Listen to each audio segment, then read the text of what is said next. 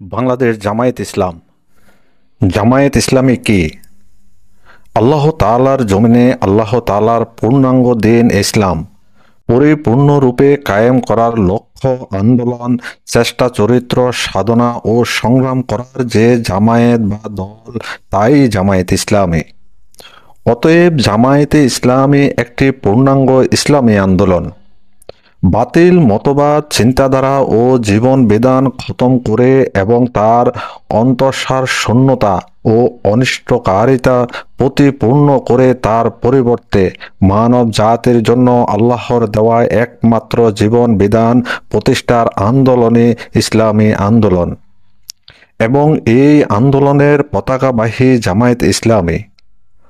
অন্য কথায়, বাতিল মতবাদ, চিন্তাধারা ও জীবন বিধান মানব জাতির ওপর বলপূর্বক চাপিয়ে দিয়ে দুনিয়ার ফিতনা, ফাসাদ, অবিচার, জুলুম, নিষ্পেষণ, নরহত্যা, সন্ত্রাস প্রভৃতি দ্বারা মানব জীবনকে যে দুর্বিষহ করে তোলা হয়েছে, এই সবের মূল উৎপাটন করে এক নতুন, সুন্দর ও সুখী মানব সমাজ গঠনের সংগ্রাম জামায়াত ইসলামী করেছে, যেখানে জাতি, ধর্ম, বর্ণ নির্বিশেষে একটি মানুষ তার জীবনকে অর্থবহ, সুখী ও সুন্দর দেখতে পাবে। ইসলামী আন্দোলনের সূচনা। মানব জাতির জন্মলগ্ন থেকে ইসলামী আন্দোলনের সূচনা।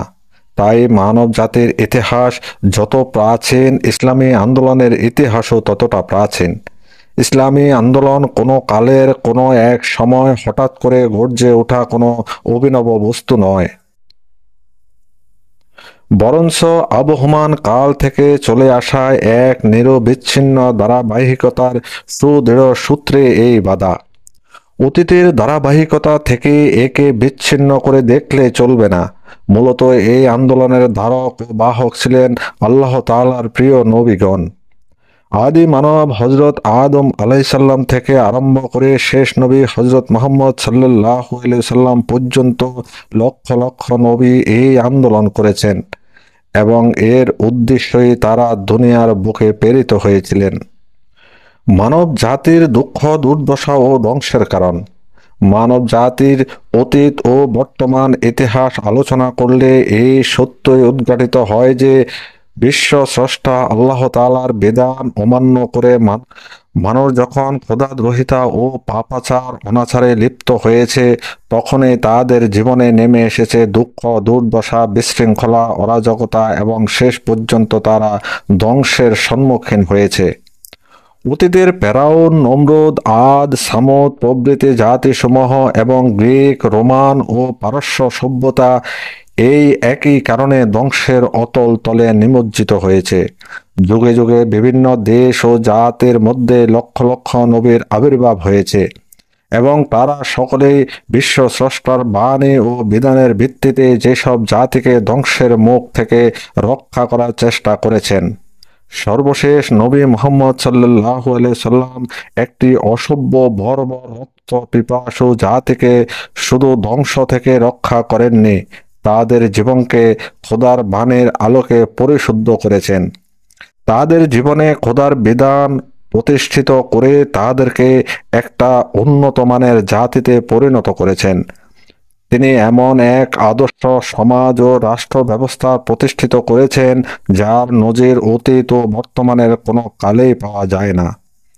তিনি এমন এক সমাজ ব্যবস্থা কায়েম করে গেছেন যেখানে মানুষের জীবনের প্রতিটি বিভাগে শুধু কল্যাণেরই পথ উন্মুক্ত হয়েছে।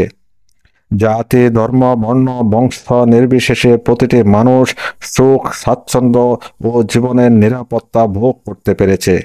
তার প্রতিষ্ঠিত রাষ্ট্রই ছিল মানুষের একমাত্র সত্যিকার কল্যাণের রাষ্ট্র। অন্য কথায়, আল্লাহর শেষ নবী তার সমগ্র নবী জীবনে যা কিছু করেছিলেন তা ছিল আল্লাহ তাআলার দ্বীন প্রতিষ্ঠারই আন্দোলন এবং এই আন্দোলন তিনি সাফল্যমণ্ডিত করেছিলেন।